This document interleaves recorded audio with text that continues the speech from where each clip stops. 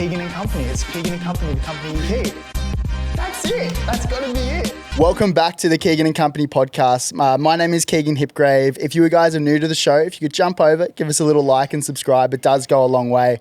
Now, in this episode, I'm chatting to one of my really good mates, someone I've known for probably the longest time in my footy career, current NRL player for the Redcliffe Dolphins, former State of Origin for Queensland player, and now professional fighter, Jarrod Wallace. What's doing? How are you, bro? Look, I'll take it, but I don't know how professional it is. I don't know. Can we call you a professional fighter now? Oh, I don't know. After getting sunk by Nelson, probably not. Mate, I can't believe you took the Nelson fight. Bro, when I saw that, I was like, there's no way that's going ahead. That's allowed. Yeah. Well, originally I was meant to fight JT, and I was like, yep, sweet. Jason Tomalolo? Tomalolo, yeah. So I was like, sweet, I'm going to fight him. I was like, that's sweet. You know, same size, same build. You know, he's a big boy, but I can take that. Like, that's well. Sweet. Yeah, I'm like, that's fine. Get the contract through on the day to, like, they're like, can you sign the contract? I'm like, yeah, well, I need it. Like, send it through. So they're like, yep, sweet. Comes through. And I'm like going through it all. I'm like, yeah, you know, all this is sweet, all this is sweet. There's about 8 pages going through it. The very last page, it's got like fighter's opponent. It's got Nelson at the bottom. And I'm like, and because my dad was doing it for me, like the deal and that. And I'm like, Dad, have they sent the wrong contract? He goes, what do you mean? I was like, they've got Nelson on here. I was like, that's a big difference between JT and Nelson. And so I rang him and I was like, you know, like, what's the go here? I thought I was fighting him. They're like, oh, yeah, look, but we've sent 40 contracts off to 40 different people. 40 or 30 to 40 contracts off to different people, and we haven't even had a response. No way, are you joking? Yeah, and they're just like saying like, can you fight him for me? And I'm like, oh yeah, like sweet. I'll just like jump in there, and like I'll be the person to take one for the boys and take it for the team. God. And I was like, you know what? Yeah, like why not? Like, so no one told you in the lead up. They just gave you the contract. Gave me the contract. Like, that was it. Please. Yeah. So and we've been discussing it for months and months. And I said to my partner Shannon, I'm like, should we do it? I was like, oh, we're having a baby. I won't. And she's like, nah, take every opportunity. Like that you get in life, you're not only going to get them once or twice, so take them. And I'm like, sweet. So I pump myself up. I'm like, yeah, like, because I've done it once before. Yeah. And who'd you fight last time? A guy, Nick Jack Timms from Sunny Coast. He'd been, fighting for a year or two to become a fighter. Yeah. Yeah. So like, but when we got on the scales, like I was 1.5, he was 1.7. Sweet. Yeah, same height. Yeah, sweet. Like no dramas. Yeah, but then you get bit next to Big Nels, man. And like I knew he was big. And like we'd spoke about him. Well, you played big against him for the last 10 years, right? And when I'd spent to my partner, Shad, I was like, there's a big difference, babe. Like he's a big boy. So she starts Googling him and she comes out and she's like, holy maybe we shouldn't do it. But he's a mountain. Yeah. And I'm like, no, I know. And you're sitting there telling me to take the fight. I was like, I don't think you realise how big this guy is. And but then we took the fight, got into like weigh-in day. I get on the scales.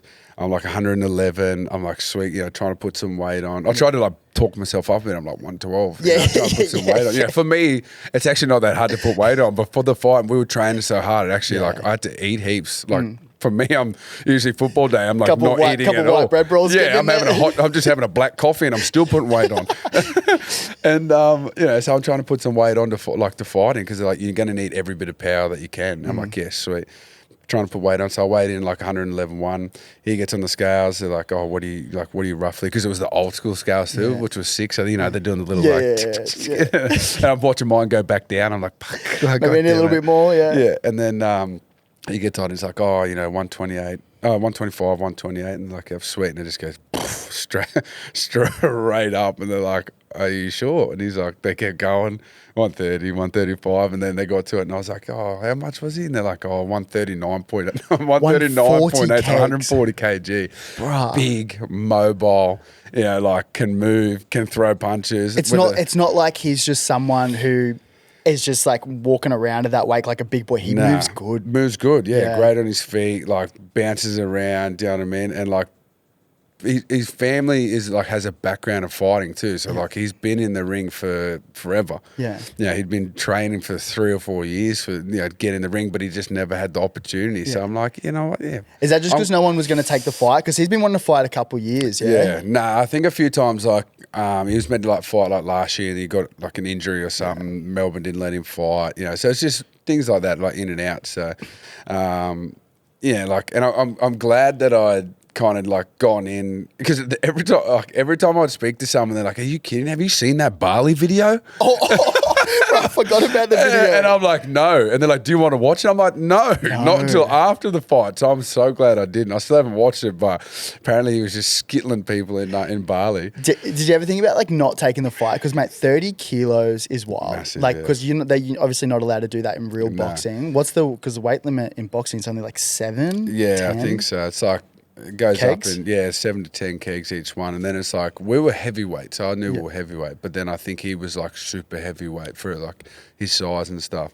And I remember one of the guys from like the WBO had spoke the next day, and he's just like, you're crazy for taking it. And I was like, what do you mean? He goes, like, we would never allow that in a real kind of fight, but because it was an exhibition fight, it was different. You know what I mean? So like I didn't know that either before because I just thought heavyweight was heavyweight. I didn't even know there was like a super heavyweight again, or in his firm like a super heavyweight. But like you can't be that big, that mobile, and and be able to like get around. He's just like long as too, like but he's like the coolest, nicest guy. Oh, he's the best. He's like love him and like so good. We caught up for a beer after and.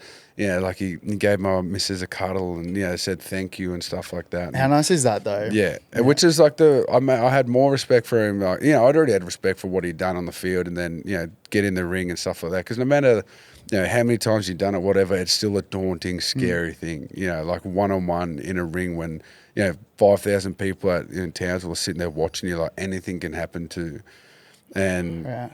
You get in there, and like the occasion didn't worry me like at all, like because I've done some big games of footy, and so none of that. I wasn't nervous. I wasn't like sitting there going, like what am I doing here or anything. Like I was so keen for it, and I was so ready.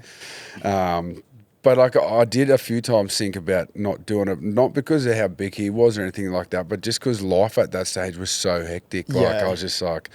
You got to be when you're fighting, like you just have to have like such a selfish mentality that it's just you, and everything has got to stop, and you just got to put everything on the back burner because if you're not doing all the little details and all the little things right leading up to it, like you get in the ring and if you have one little stuff up or mishap, it's big consequences where like you get knocked out or. Something, you might throw the wrong punch, break your hand or something like that. Do you ever get worried about like the head knocks, like getting hit in the head or like breaking a hand or anything like that leading into this season coming? No, it doesn't cross your mind? Not for me because like I've never had one. Yeah. Actually, that's a lie. I had one last year against the Cowboys and I went to make a tackle on a young guy, hit his hip. And I just remember like getting up thinking I was sweet, but apparently like I was on the ground for 30, 40 seconds. Oh, no, it wasn't even like 10, 20 seconds. Yeah. Trying to like stand back up, but I couldn't. Yeah. And then I got up and I was like, get off me, like I'm fine, like I was sweet. But like that's just because, I don't know, like I've never had one before. So that was the first time I'd ever been like concussed or anything. But like in my head, like I wasn't even concussed because like I went off the field, did like the full assessment and everything like that and I was fine. So... I suppose like I don't know whether it makes me worried or anything like that, but I think in the back of your head, like you're copping blows to the head constantly. Like the respect I have for fighters, man, it's gnarly. Yeah. And to be able to cop a big punch and see stars for a minute and then shake yourself out of it and keep coming back. But everyone's different. Like that's what I learned through like my whole concussion thing. There's that everyone reacts differently to it. It's like people are like, oh, you've got so many head knocks in your career. But it's like, nah, like you could have one head knock and be done, or you could have 10 or 20 and be sweet. Like it's everyone reacts to it so differently. Exactly. And mate, the amount of times, especially being a front rower, like and like the amount of times we've had like big collisions, head clashes, hit by a knee or an elbow. And bounced up and been sweet. And then, the next thing, the slightest thing hits you and you're like seeing stars, you're a bit rattled and you're like, holy, like everything is so different. But like, I have this like pre-game ritual. I was going to talk to you about it. I know exactly what I mean, what you're going to do. Yeah, I have this pre-game ritual because of the position we play and like you straight, like usually, if you're a front row, you get off the kickoff and you're straight into like a big collision. Yes. That I actually hold the football before and smoke my head like either side, 4 or 5 times either side. I see stars, and then like I'm sweet. because soon as just to get ready for the big impact. Just for the first big impact, because I think like no matter how much you can warm up and you can do hitting the pads and stuff like that, nothing compares to like that like original kind of hit or that force, because like when you got a guy that 115, 120 kilos coming off the kickoff, running at 3 or 4 other guys at the same way, it's like two like small cars hitting each other, mate. 2 big cars, bro. Well, 2 big cars, depending. And in Nelson's case, a semi-trailer. You know what I mean? 100%. But the G-force that's like generated out of like 210, 120 Nelson, 140 kilos, running 20. Like 20 meters against each other to bang. That's big. Do you still do the footy on the head? Every day, And if I don't, like I dead set, if I don't do it, like when I forget sometimes because I'm like trying to do something and then I forget, like, and we're just about to go out, I'm like, get me a ball, because it plays in my head. If I went out there, I reckon it'd play on my head. Because I don't worry about the boys, but I half worry about the boys, like mates who like, I'm really close with that are still playing. Because maybe I'm just like getting a bit soft in my old age. Well, I think because you've had such an experience of like it's scary, and I used to get scared. Like, and I don't know if I've ever told you, I used to get scared watching every one of your games. Because I knew like where your head was at and where you're at, and I was just like, please get through a game and stuff like that, and it used to scare me. I remember there was a time when you were getting hit a fair bit and you were getting concussions, and I come to you and I was like, we need to change your running technique. I remember these conversations, but like back then trying to tell like a 21-year-old kid who's just 100 miles an hour, who's like, because that's what we were talking about just before the pod, like you have been on the journey with me since like OG days, like under 12s. You and Rossi, Nathan Rossi would come down to the Narang Roosters. Yeah, bro, I would have been. I think I was only 18. Like, it was my first year at 20s at Titans, so I would have been 18. I don't even know if I'd played 20s yet. It may have been coming out of like SG ball and stuff, and I come down and. Rossi's like, can you come down and do some training drills with the boys? And I'm like, yeah, sweet. And then there's this little grommet, you running around. But back then, you weren't a little grommet in that team. You were the biggest one. And then everyone caught up. Yeah, you literally stopped growing then because you were the same size now as what you were when you were 12. But that was so cool for us as like 12, 13-year-olds having guys who were like in like NRL professional, semi-professional system, and you guys coming in, like, and then you'd come watch our games, and it was so cool. And then the really cool thing was that when you went to Bronx, like you signed with Bronx, and then we were in like the junior development system, and we got to get to say hey to you boys. And I remember the first day you walked in, I was doing an ice bath because I was in first grade, and I'm doing an ice bath, and you get brought in, like shown by I think it was Richo, maybe Richo, Richo, whoever was doing it at the time, come in there like showing around. I'm like, hang on a minute. You're like, what are you doing? He's like, yeah, you may have just signed, or you were just about to sign or something. And I was like, that's mad. Like, so yeah, you would have been 12 when like we'd first kind of started becoming mates. So when I would see you play, especially when we were together, I was so protective of you because I knew how like fragile you kind of like your head was. Yeah. And man, it was like watching my little brother play, and it used to scare me because I was like, even if like there was a big contact, my heart had almost stopped because I'd be like, is it like, are you getting up? Yeah. You know what I mean? Because like I knew how, and I knew like, because you were just as crazy as I am, like nothing would stop you. And like you were just, no matter how, like you didn't want to let us down or the boys down. So no matter how much your head was probably cooking, you know what I mean? Like I look back at that all the time because obviously hindsight's a beautiful thing, right? Like if I could go back and like start from like 18, I fucking would change everything, right? Like you would have changed like your footwork, the way you go about. But I remember looking up to guys like yourself, Corey Parker, Josh Maguire, who were like tough as. I remember like the Bronx like wrestling sessions that we do. We like shark bait and like boys would just be banging. Big Frankie Molo, banging each other. Like Herman was in there. Like Jai Arrow was in there. Like he was wrestling. He wasn't banging. Arrow wasn't doing But I remember looking up to that, and I would get reinforcement. And I'd kid to hear your thoughts on your like junior progression. But I always used to get like reinforcement from coaches, like guys who I would look up to, and they'd be like, never lose that aggression. Yeah. They're like never lose. That's the one thing you can't like trade in for anyone else. So I took that into grade. Yeah. And then I remember my debut, I didn't think you were playing. It was the last round. We played the Roosters. I got suspended. Yeah, because I was so excited to play with you. Yeah. It was against Roosters in Sydney, and you're like, don't go out 100 miles an hour, you'll gas. Like, you'll gas so hard. And I went out 100 miles an hour, 100%. Bro. I say it to all the young guys, but especially you, because, like, your speed of the game too was like 0 to 100. There was no like, work your way into it and find your feet and do all of this. And I just remember watching you like get to market because I think you started too. Did you? Or did you come off the bench? No, I came off the bench, but we had injuries, so we played like 60. Yeah, real early. That's all right. And I remember you came on and you were just like skittling everywhere, and I'm like, no, don't do it. Just ease into it. I'm like, oh well, but don't worry. Like I did the same thing. I remember like coming in, I was like just trying like. Dad was like, ease into it because the game's going to be quicker. The physicality of it's going to be like heaps more hectic. Ease into it, like you'll be sweet. I'm like, yeah, sweet. But like, then you don't. Like, you just want to make every tackle like straight 100%. Away. You want to run everything, and the next minute you cannot breathe. You cannot move. You're gassed. And then you look sprayed on the Monday. You look up at the board. It's 2 minutes in, and you're like, what the hell? I've just made 10 tackles in 2 minutes. Yeah, exactly. Who were the people that you leaned on when you came into grade? Because you debuted at Bronx, yeah? Yeah. Who were you leaning on? So 2012, I debuted against the Roosters. It was Origin 2. Yeah. And so then when I was there, I had Petro, Corey Parker, Benny Teo, Sammy Thaiday, Maguire. Benny Hannett? Was Benny Hannett there? Yeah, Benny Hannett, yeah. So we'd lost about 6 to Origin, I think. That's a good pack. Yeah, like pretty much our whole pack went to Origin. So I used to back then, I would kind of learn from Petro and Corey Parker. Like I came really quite close with Cozza, and learnt a lot from him the whole way through.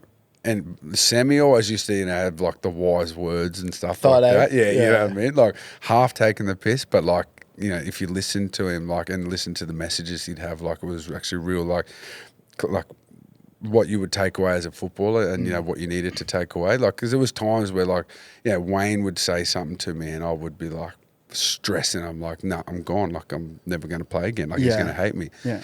And then Sam would come up to me and goes, mate, why are you stressing? He goes, the day that he stops talking to you and stops telling you what to do is the day you need to be worried, not him spraying you. So that's my thing now forever. Like, as long as Wayne's spraying me for doing something right or wrong, I don't care. As long as he's spraying me, because the day he stops talking to me, that's the day I need to be worried. But you've got a different relationship with Wayne, hey? Like, you're always giving him hugs and, cuddles and stuff. I remember when I came in there and obviously, so not scared, but, pretty much, didn't say a word first year, as, most, 18, 19-year-old guys do. And here you are, you and the boys, giving him hugs and, he obviously hates it, telling you to piss off. Yeah. And then, I don't know, he plays, kind of mind games with you. He's, calls you by, the wrong name and stuff calls you, Kieran and shit. I was like, I wonder if he actually knows who I am. That's right, Kieran. Do you remember that? And then we started calling you Kieran. Yeah. But, how... I don't know what the question is. I guess I think that first year that I had Wayne in 15 when we made the grand final, we just set a relationship with each other that we've just grown and it just kept going even when I wasn't playing with him. Yeah. Because obviously I'm a very confident, affectionate, loving person, because Wayne is Wayne.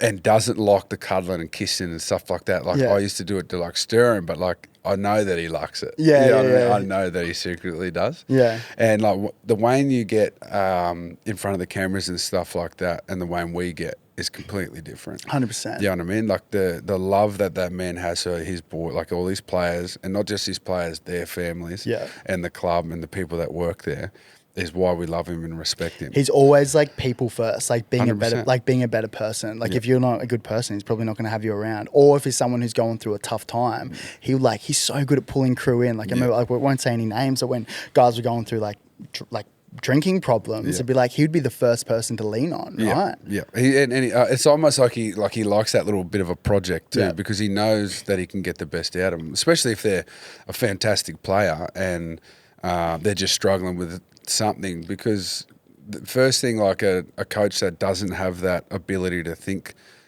what's wrong with him off the field, the first thing they think is oh, he's just he's crap, or he's done, he's not, he's on the piss, or he's not training hard enough and stuff like that. But when a player is got the background, the life behind football, where he's happy and he's thriving and he's just, life's really good, they're the players that you look on the field, and they're the ones that are thriving. And they're probably playing better footy as well, yeah? 100%. Have you ever gone through times like that in your career when like stuff away from footy isn't that great and then it translates to life on footy? Yeah. Because I look at you now with like Shannon, your beautiful partner, beautiful Banks, like you look happy. You look so happy, bro. Like, and I love to see it. No, it's definitely the happiest in life and like away from footy that I've like probably ever been. And it's not like, it's nice to feel like that. And, like going back to football, I'm back in 3 weeks.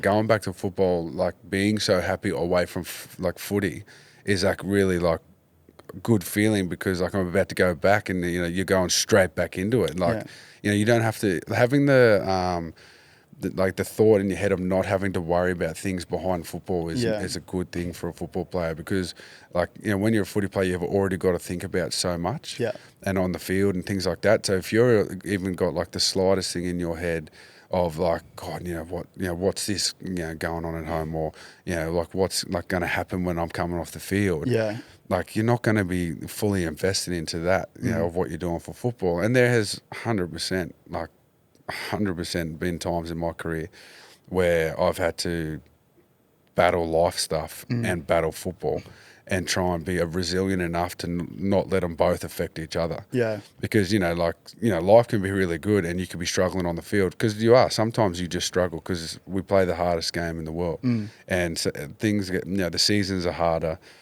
Training's getting harder, injuries, like you're always, it's like there'd be times where I would come home and Shannon would be like, what's wrong? But nothing. I'd be just in a shit mood. And it'd be just because maybe I did something wrong at training and Wayne sprayed me. Yeah. Or I just had an off day. Take that stuff home. And you take that home with you, And I think now with my experience, I'm pretty good at, cutting both. But like that has because I've come and I've learnt a lot along the way and had to, cut where when I get to football, it's football. And when I'm not training, like whatever happens before that, like you just leave it. As soon as I cross the white line and like when I'm playing football, you have to leave it there until you're finished. But that's got to be something so many young boys, like young parents and family guys who are coming into grade or have been in there for a couple of years, like can't decipher the two. No. I know I couldn't decipher the two. Like going through if I like would get a head, especially head knocks, like when because my symptoms were like emotional irritability. So I'd be like real happy one minute, then like super sad and like irritable the other minute. So you go home and like your poor partner and family are like copping it. What did you have like any conversations with yourself or with other people to realize that, or is that just a time thing, like a maturity thing? I think, obviously you have conversations over the time, with welfare officers or, my parents, my partner and stuff like that. So, you have the conversations where things will click, and you're like, oh, like, like that, maybe I shouldn't have, like there was a time this year where Wayne was spraying me and I thought I was going not too bad. Yeah.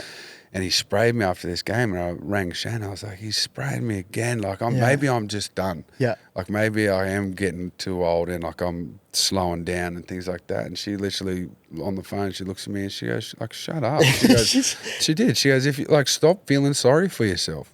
Like, if he's saying these things because he knows he can get better. And that was what actually was like, that was the trigger? That was the You're trigger. You're looking for like a little bit of sympathy, I'm looking for sympathy and I'm just like, give me a hug. Yeah. Like, I love you, cuddle me. And then she sprays me as well. And I'm like, well, the two people that love me the most, Wayne and my wife, like, if they're both saying it, like, maybe I am just in a place where I'm like, oh, poor me.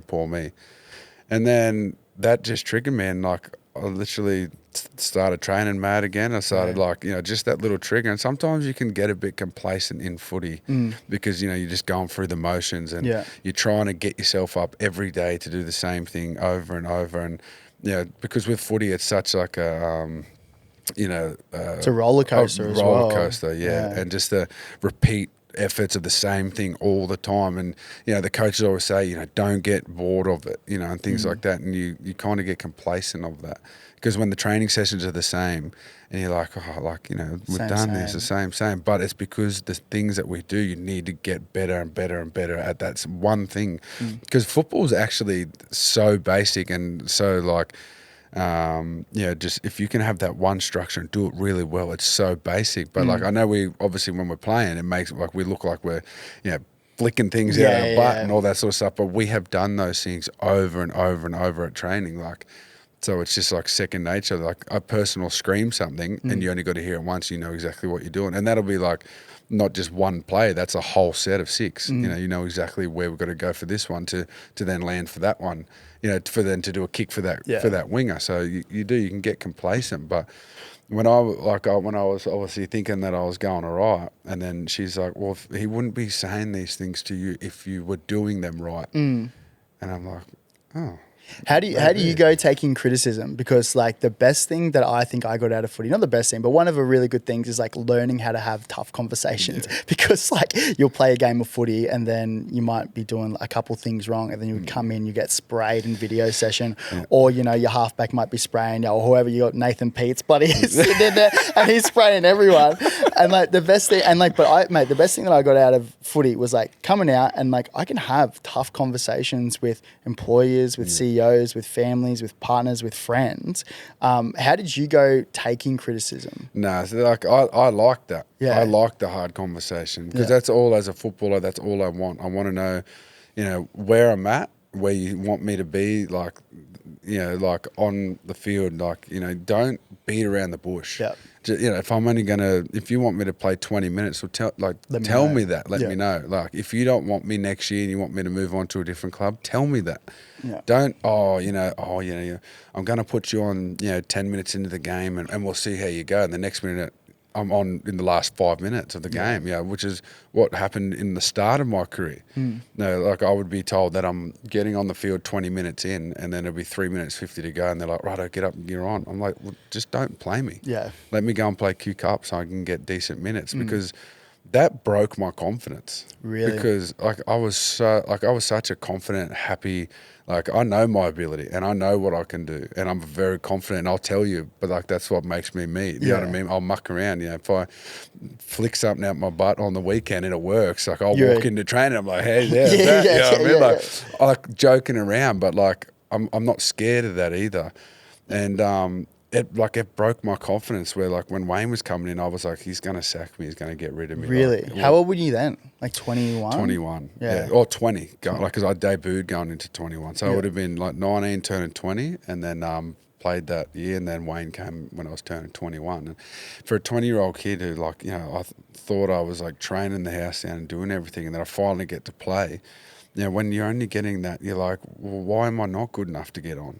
Like have that self-doubt. Does he not trust me? Yeah. Like when we're in crucial times in the game, and like there was a time where I was watching Corey Parker dead set standing on the field spewing, like because he was so tired. I hadn't been on yet. Yeah. And I'm like, get him off and put me on. Yeah. So like, why can't you trust me to like replace him to do that? And I think that built me a lot of like resilience and stuff too, because like I also like I didn't come out of school straight into a contract either. You didn't go to a footy school either. I didn't go to a footy school. No, I went to high schooling in Coffs Harbour, and I did all my primary schooling at Helensville. Yeah, and then went to Coffs Harbour for I think I only did 4 years of school because I dropped out in year 10 and started doing a landscape apprenticeship when I come back here for SG Ball. So I didn't have like any of that, like all I'd done at school was that. So like I would go to like all football for me was life. Like I loved it. So I would train Tuesday, Thursdays, play on Saturdays, and I would train, with our junior stuff, and then I'd go and like catch every bomb that first grade because Dad was captain coach. So they would be doing, ball drills and stuff, and they'd be like kicking down the field. I'd catch it and act like I was the fullback and return it into them. I'm like a 10-year-old kid flying into first graders and stuff like that. That's how I learned how to play. It was like bush footy and stuff like that. So like when I was coming into the first grade and into the systems and stuff like that, all these guys have got clicks, so they'd come out of school or they'd play rep footy and stuff like that. So I had to build a resilience, even just that in myself, of like, well, stuff that. Like I'm here to do a job, and I'm here to like be a first grader. So I'm coming in, and I didn't care who was in front of me. Petro. Really? So you were confident coming in? 100%. I was confident because I knew what I could do. Yeah. And I backed myself. And like the young kids these days, like there's a difference between being cocky and arrogant, and a difference between backing yourself because you know what you can do. Yeah. And so like when my first year of coming in, I would the wrestle sessions we had at Bronx, man, they were gnarly. Wild. Yeah. We used to flog each other. Yeah. Like I'm talking full hour sessions, guys would just come off the back fence and you would just like get smoked, and you know, like you would walk out like a full game, like it was so a game. sore. Yeah. And we would just go back, and like Petro was there, and the respect and the love I had for that man, I was like, holy. But when he was running the ball, I'm like, I'm going to flog him. You know what I mean? Because that was it. Because they were also like the tests for us as young kids. You know, they'd done their, and got their respect, and they'd played the 10, 15 years. But for us, like, we needed to earn the respect of them.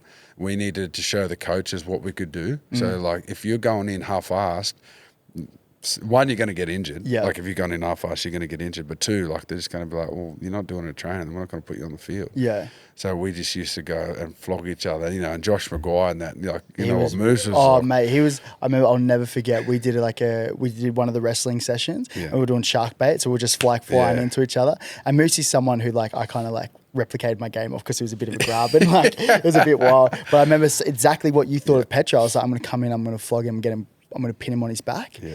Thought I had him, and then he like, you remember the when we trained at the PCYC, the wrestle? Yeah. Picked me up, threw me into the mirror. Yeah, man. Thought I broke my ankle, and I was just like so humbled, like straight away. I was just like, okay, well, let's go back and reassess. Yeah. I remember that day because I got filthy because I was like, because you were like my little brother that just come in and then he'd done that to you, and I was like, oh, what like, me and you must went next. But back to like the confidence versus cocky. Do you reckon like there are some like young kids coming through? Hey, like that. It's ridiculous. That are just like little. I don't know. It's like a little chip on the shoulder. Self-entitled. Yeah, they're very self-entitled. They expect everything because they're coming straight out of school. And like, look, don't get me wrong. You know, do what you've done, killed it and stuff like that. But man, school footy, rep footy, NRL, like it's a huge difference, man. Yeah. And they come in and they expect all this, you know, and the way they talk to they talk to people, and you know, even like the people that have been at the clubs about, you know, getting gear or, you know, can I have this? And it's not like, you know, it's just, it gets to me. And like, we used to have a system like back in the day, and it is a little bit like that, but it's definitely nowhere like it was. But when we had massage and stuff like that, you know, if you were a young kid and you hadn't even played games, or you were just a young kid, you went last. It's off games played. It went off games played, and because the respect of the older boys, they'd earned that position to go first. Yeah. Or, you know, just whatever it was, like the older guys always, you know, got that opportunity to be first because it was a respect thing, and we didn't even question it. Yeah, like if it was lunchtime and we had to go get coffees, the old boys would walk in and you'd see them coming, and I'd already had it ordered. Yeah, because as soon as they'd come, they're like, "Did you get coffee?" And I'm like, "Yeah, it's already on its way." Yeah. Or like, or you're having drinks and it's just like you're off to get the drinks. Like they'll give you the card, but it's like, young buck, like you're going you got to go and get them. Exactly. So there was never even a question where, like, man, there's been times now where it's like I muck around with them and I'd be like, "It's your turn." They're like, "No, you get me one." And I'm like, hang on a minute. Yeah. Like, I'm only joking, but now you go give me a fucking coffee. Yeah, you know what I mean? And it is. It's like it's just, I don't know. It's just a respect thing. Like, and I love the confidence that they come in, but they just need to have a change. Like, they need to know, like I said, an arrogance and a respect, and then as a confidence. I think that's why Wayne was so good, because like Wayne's obviously like people first, but he drive a lot of that stuff. Culture. Yeah. Culture's massive with him. Yeah. And he will humble anyone. Yeah. It doesn't matter if you've played 350 games and you're Justin Hodges or Corey Parker or Petro, or, you know, 5-gamer, you know, or a guy that I hadn't even played yet. He treats you the exact same all the way across. Yeah. And that's why I think, you know, these young guys come into the into the pre-seasons and they've never met him, and because Wayne doesn't really come into pre-season until like after Christmas usually. Yeah. You know, the hype when he gets in there, like it's like, let's everyone's go. Back. Like everyone's back. Like we're buzzing. Like it must be close to game time. You know? But he comes in and it's just like that first little meeting we have. It's like this, and this, and like the young guys are like, here we go. And I'm in the background taking the piss out of him. I was like, oh, you found the address of where we trained, do you? Where have you been the last 2 months, mate? Where have you been? You know, they're like, what do you talk to like that? Like mucking around. So, but like we have that relationship. And like there's been times where, like I may have stuffed up on the field and stuff like that. And Wayne's used me at half time to give me a rev. But that's an example for the young boys. But to use it for the whole team, really, like he'll pump me because he knows I can take it. Yeah. But all the other guys are like, holy, like, you know. But that's also the thing where it's just like, because you're obviously like playing at a super high level and probably doing less mistakes than everyone else. Yeah. Sometimes. Yeah. Sometimes. But if you're getting sprayed and you're a young kid, it's like, well, I did all these other things. Like that pulls them into check without even having that conversation. Yeah, exactly. And that's the thing, because Wayne has me at he does have me at such a high level, but I have myself up there. So when I do it, like, one or two dumb things where like I might throw an offload where it hits the ground and the guy picks it up and drops it, or I throw it and they just drop it, or something where I probably shouldn't have done, but I do, because like I do, like I'll do stuff where I probably shouldn't, but I back myself to pull it off. Yeah. And if I don't do it, I'll cop the consequence of Fair. it. Like I'll throw a 2-man cutout pass and it might not work the first time, and everyone will be like, nah, never doing that again. You watch it for next time I grab the ball, I'll throw it again, I guarantee it'll work. Yeah. Do you know what I mean? Because one, I can back myself and confident, but like I'm not scared to take that risk and opportunity. And Wayne knows that, but sometimes he's got to pull me back into check and be like, think of where we are in the game. Like, are we coming off our line and we're 12 all and you shouldn't have thrown that. Like if we're 12 all and there's 30 seconds to go, 100% throw the ball out. But his is more like game awareness and like, did we need that at the time? Yeah. Or have you just been selfish and put us on the back foot? Yeah. Brother, you've been in an NRL system for what, 12 years? Coming into 13, is that right? Yeah, I think so. 2010. 2010 I started, yeah. Mate, are you still happy playing footy? Do you have it like, mate? That's because it's a long stint. Like even like I know we've been through a couple coaches at the Titans. Like we've moved around. You had a heap of success. Wooden spoons. We've been through the whole thing. Like, you still happy playing footy? Yeah, man. I still love it. Hey, I do. I love the game. I love everything about it when I'm playing. Yeah. But don't get me like, I won't lie to you. Like I'll ride the roller coaster, and you ask my wife, like, there's every couple of days I'll be like, I just want to retire. Yeah. Like I'm done. Like I'm tired. And it's not even in my body or anything like that. It's just a mental thing, because like every day you've got to get up and you've got to be at your best. And one of Wayne's things is like, you will literally, like his second rule is, no matter how tired you are, you come and train. Yes. Like, because you aren't as tired as you feel, but like when we're on the field, if a player can play at 70, 75%, whether that's injured, tired, whatever it is, like that's good. Like you're never going to play at 90 to 100, ever. So like there's been times where I've looked at it and been just so tired and so fatigued of, like we've got kids and stuff, maybe they've been sick, or, there's been something, in life that's, really drained me and stuff like that. And I just look at her and I'm like, no, I'll just finish this year. Yeah. And I'm done, or something like that. Like I've just have those little in my thoughts in my head. And she's like, no, this is, you're sweet. Yeah. Cause I look at you like you're so happy, like you're a happy guy all the time. Like, and you're playing mad footy. Like you're still like you're 32 years old and you're playing mad footy. Yeah. It's like, when do you think, like, how do you know when to retire? Like, have you had conversations with any other old boys who are like, you know what, I just know? No, I think I have spoke. Like I remember when Corey Parker retired, he said like he went out on a stage where he left on his own terms. Yep. And I think that will be like that's what you want to do. That's what I want to do. Like if my body like still feels it right, but I know that I'm just not getting there to be able to like give the boys what they need at 100%, that's when I'll know like it's time. Because I'm a very happy, and my personality is very like infectious. Yeah. So when I come into training, if I'm down and I'm like filthy, or I'm thinking like straight away boys start like, are you sweet? Are you sweet? Yeah. Because that's not me. So my personality starts rubbing off on people and rubbing off on team. But then when I'm real happy and I'm buzzing, I come in, the whole team's buzzing and bouncing, and like even like Wolfie, our coach and stuff like that. And he's like, oh, what'd you have for breakfast? You know what I mean? Because me and Wolfie, like Wolfie's so straight, he's like ruthless, straight, one and arrow. Like just a straight arrow. We like, muck around all the time, and I love him, and he's a wicked coach and stuff like that. But we always like dig at each other all the time. Like when I pull something off on the weekend, I know he's watching and stuff like that. And I'll come in just saying like, "Wow, did you see that big pass on the weekend?" Like, he knows it's coming. I know, and he's like, "How long are we going to hear about this?" So I'll be like, "Just till the next weekend," because then I'll probably stuff up or something. So then you'll have it on me, But I have that infectious personality. So when I get to that stage where like I can't go into training anymore and maybe be like that, maybe that'll be the time that I know that I'm done. What are you thinking about life after footy? Do you think about that often?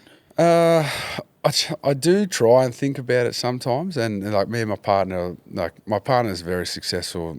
She's got a great couple of businesses, so like I want to kind of go and work with her and do stuff with her and her business partner. I've got mates that have got really good successful businesses that want me to kind of come on and kind of do some stuff with them. And I'd still love to be like around footy, but I don't want to be like I don't know if I could. I don't know if I could be like a coach, or something like that, because I don't know if that's me yet. Like I'm still trying to figure that out.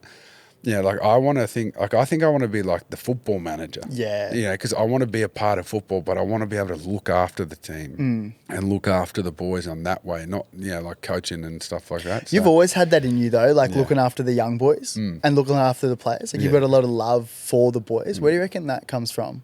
That like giving, always want the boys to be happy and always want them to be good. I just think that comes like from like just the family growing up. My family is I've got a big family, and we've always been like that together. Like all our Christmases used to be, like it was every cousin, every uncle, every auntie there.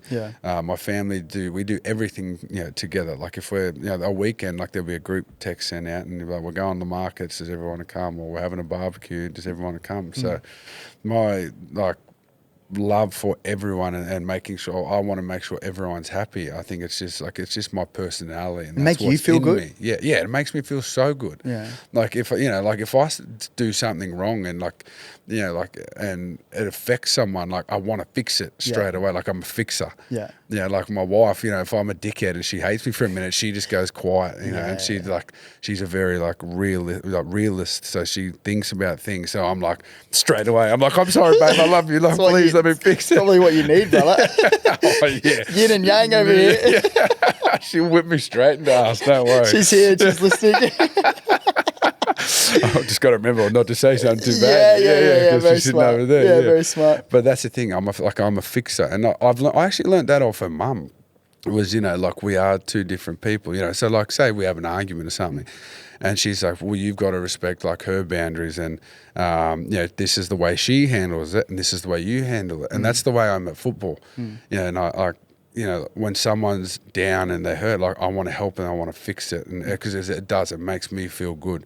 And if like someone needs a bit extra training or something like that, like as cooked as I am, like I will go and help and do that, and things like that, because that's just the way I've grown up. That's the way my dad was, and when he coached all these football teams and he played, and that's where I learned how to play football, and so that's what I want to do.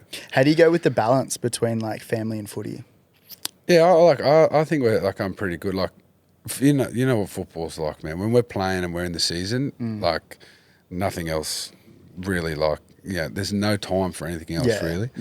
So try and find the balance to make sure that I'm still giving the love and attention to my kids, my partner, my family, because I'll get phone calls from Nan and she's like, I haven't seen you for 4 weeks. You're I'm very family oriented. I'm massive, and my family are like that. I'm like, Nan, I'm sorry, I've been away. She's like, even just a phone call, things like that. Like it is. You have to find balance, and I think that even in the off season, and that's why I say to young guys, like when they're trying, like they don't have any rest and they just want to train every day to be better. I'm like, you can't do that. You need to find balance. You need to go on a holiday. You need to spend time with your family. Like, keep doing little bits and pieces. Like that's fine, but it's such a long season, and like I obviously with the fight this year, I trained for 4 weeks, and now I've had 2 weeks off, and then I go in another 3 weeks. I'm back, but I usually I try and pretty much do nothing for like almost 4 or 5 weeks, or half of the time that I do, and then I start slowly building back into it again, because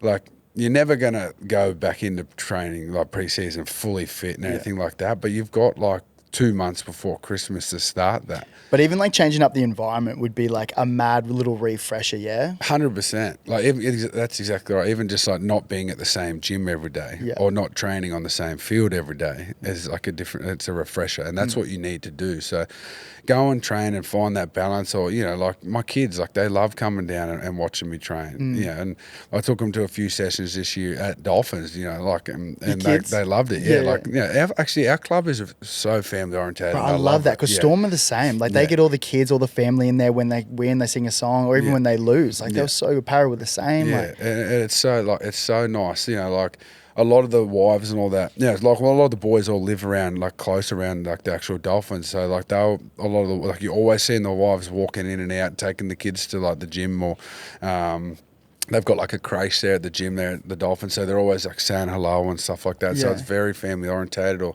we'll have captains run, and, you know, 15 of the wives will be there and stuff like that with all the kids, and they're running around on the field. That's which is so cool. It's good, man. Like, and I love that, because like the thing is, like, yes, we're footballers, but we're fathers, you know, we're husbands, we're boyfriends, you know, and all that first. And that's all, and that passes down the values that you want to your kids. I remember listening to a podcast with, I think, a guy called Paul Carter. He was on like their Players Association in the NBA. Like he's an NBA player. I obviously don't watch that much NBA, but I listened to his podcast because it was really cool. He talked about like the values and traits that he wants to still instill in his young kids. So he wants them to come to training so he can see them working hard.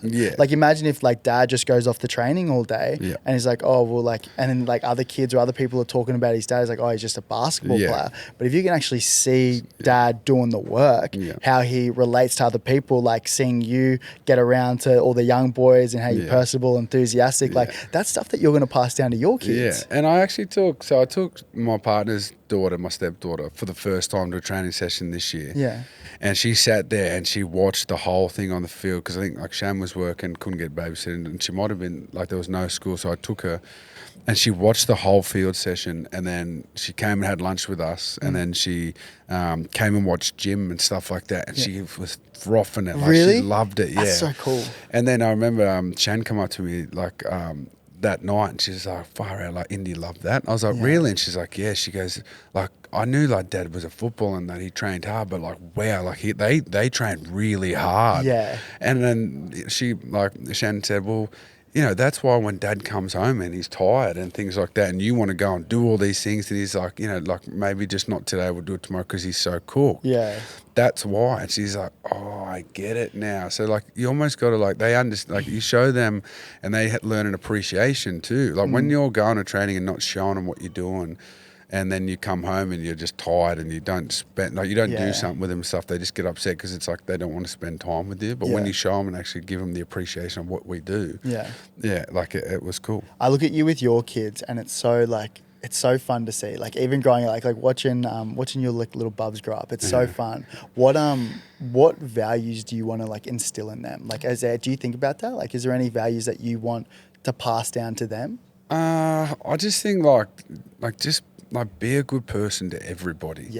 You know, like, you know, but like there's also a thing, you know, like treat people with respect all the time, and that, yes, but like that if another person's not treating you with respect too, like you got to find that balance, you know. Like it's being a dad's so hard, man, because like sometimes like, yeah, they'll come home and be like, this little kid, you know, this boy bloody pushed me over at school or something like that. And I'm like, all right, what's his name? I'm going to go flog this kid. I'm wired a little bit differently. I'm going to go flog this kid, you know what I mean? It's a 6-year-old kid. Dad, she's like, Dad, I'm 11.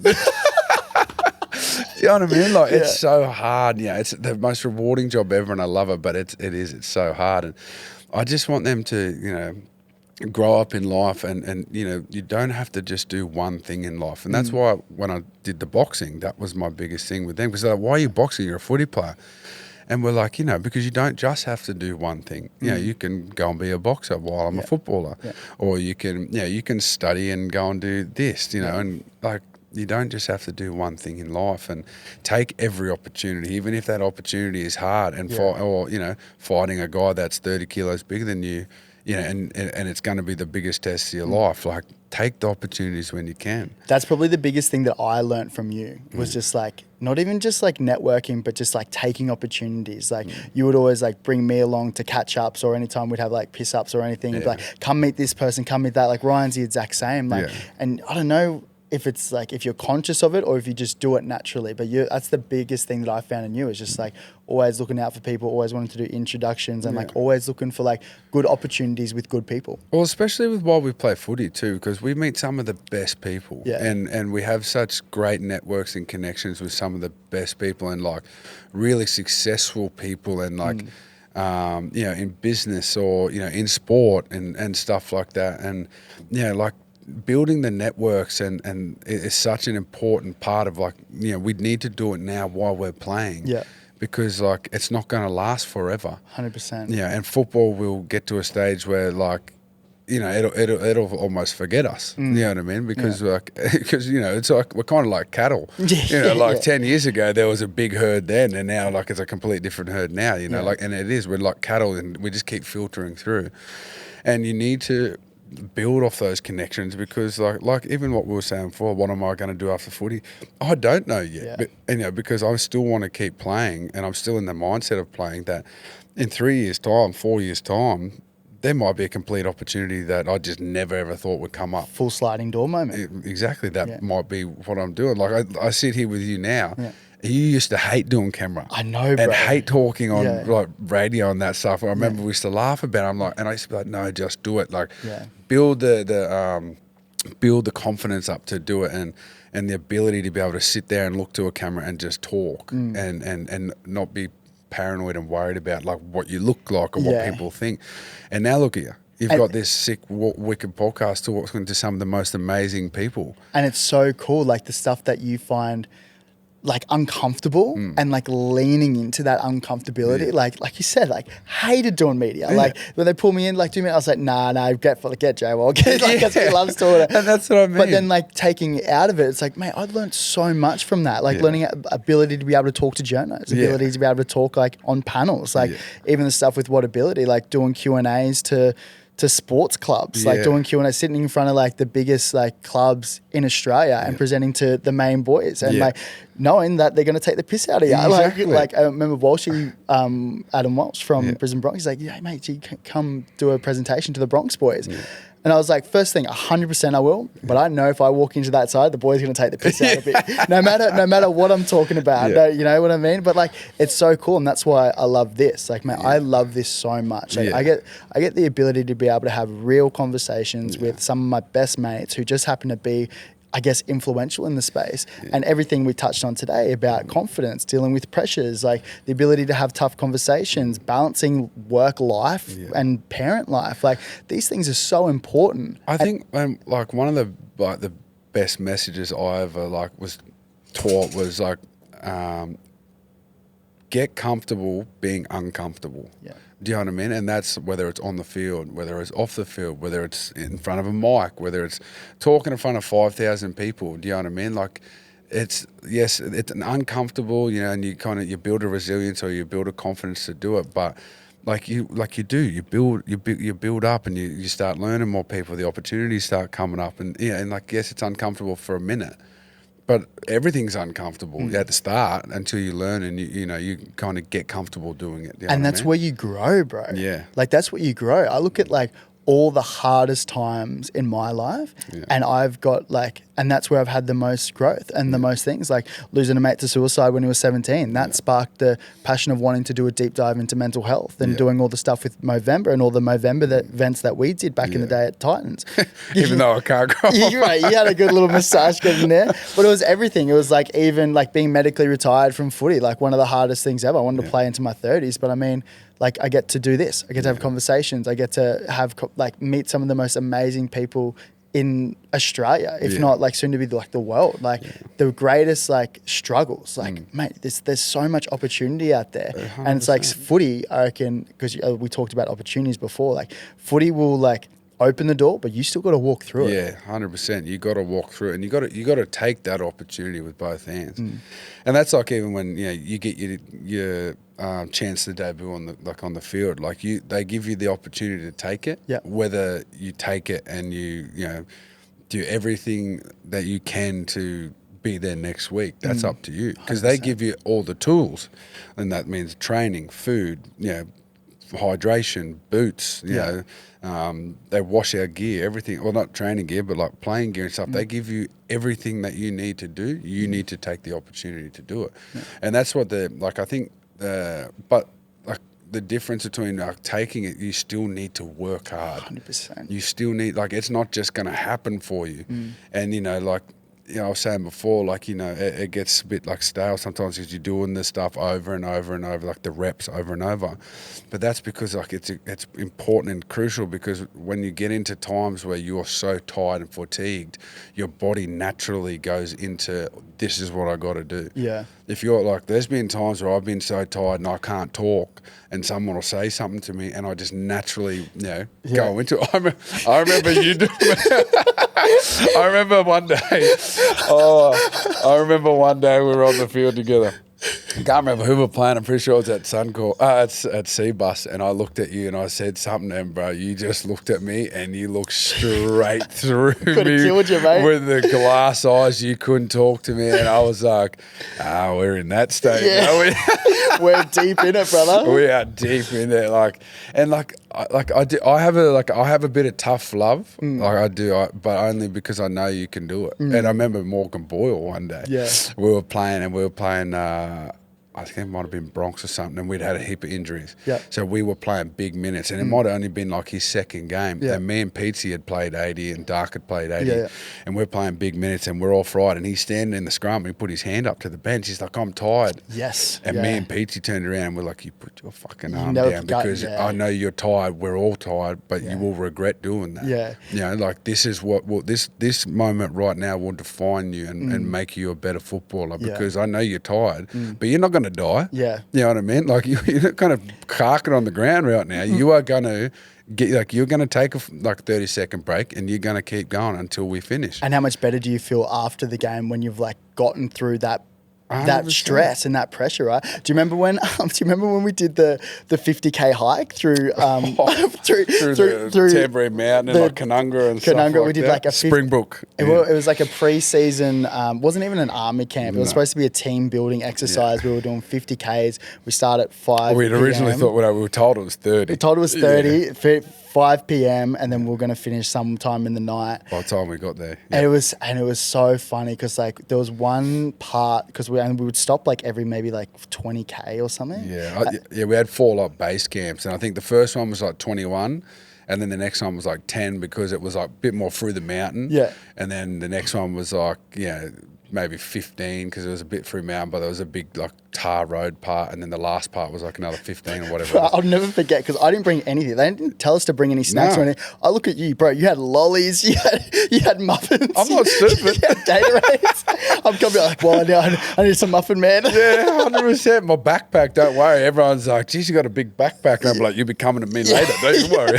But do you remember? It comes with experience, brother. Yeah, smart, bro. Smart. I remember. Do you remember there was one time, because none of the coaches were going to do it with us, and then one of the coaches might have been our head coach. It was definitely our head coach. He put his hand up. He's like, I can't walk anymore. Yeah. And then I remember seeing you, and you started spraying him, I think you were singing that song no, and then the whole team was like, goodbye. Yeah, because his biggest thing on the wall was I can't. There was something. We remember we used to have that big saying on the wall, and it was something about training won't kill you, or something, some trying to be some inspirational thing, what doesn't kill you makes you stronger type thing. And we're doing this walk, and then when the head coach pulls out, what's that teaching to our team? Yeah. But then our strength and conditioning coach, Dan Ferris, he's got no cartilage in his knees. He's bone on bone. Couldn't walk for 3 weeks afterwards, and he finished it. Yeah, 100%. Our female physio at the time. Yes. Ange, like she'd like not trained or anything like that. She got through it. Wow. It's a mental toughness thing. So when he pulled out, I was like, nah, bro, you were copping it. Like, I'm giving it to you before we leave. You know what I mean? And he copped it for the rest of the year because of it. And I reckon I would have rathered him not do it at the start than go and midway through pull out because it was too hard. 100%. Don't get me wrong. That was one of the hardest things like I've done in the sense of like we were not expecting it. Yeah. And like we've done army camps and stuff like that. Yeah, there was that time where we had to walk them out and it was all the like concrete. They weren't even concrete. They were like just stone steps, and it was literally like the Q1. It was higher than the Q1. Yeah. But it was like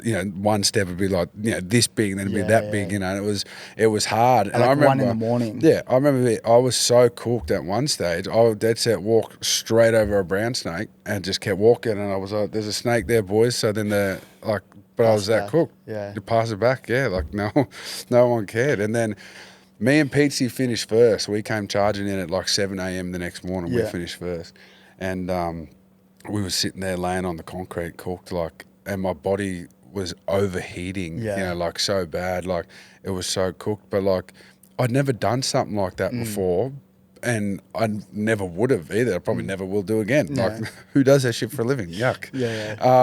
And then like I remember at the finish, I was just like, it was so hard at the time, but God, it was the best thing ever. It's cool to look back upon it, and then you start like laughing about you start laughing about like, oh, remember when such and such didn't finish it, or remember when such and so was crying. The first 20 Ks, and we're all walking, and the boys like the big, was it Connie or whatever?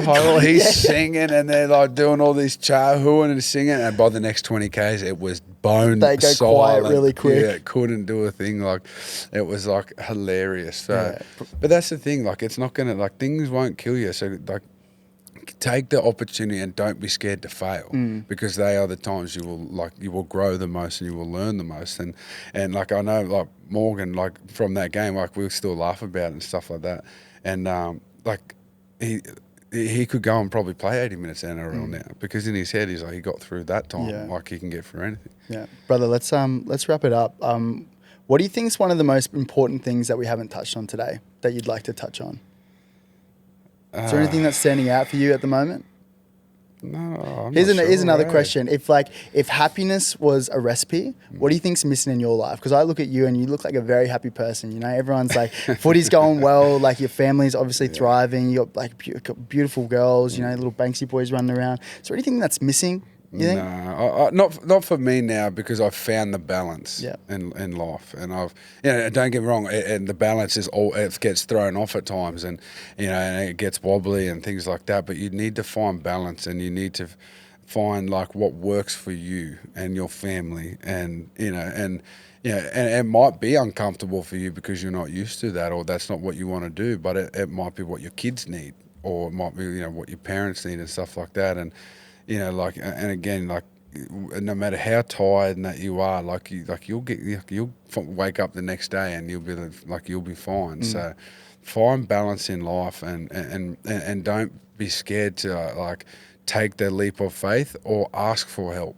And because the amount of times you ask me for help, but then I'm not perfect. I'd ask Ryan James for help, or the days that I'd ask Corey Parker for help and Wayne for help. Like just because I've played for 15 years doesn't mean I'll get everything right. So ask for help when you need it, and don't be scared to take that leap of faith. Brother, that's so wise. You're so wise in I your own know. age. Mate, I love I'm like a monk, bro. I love that. I love that so much. Mate, thank you so much for jumping on, bro. Like, I knew that this would be like one of my favorite conversations just because you've been in my life for so long. I got a lot of love for you, brother. You're someone who I look up to and who I'm going to lean on for probably the next 20, 30, 40 years. I hope so. And see, that's what I want to be known and remembered for. Yeah. Like that you can come to me no matter how long down the track. That's what I want. I love you, bro. Thank you. Love you.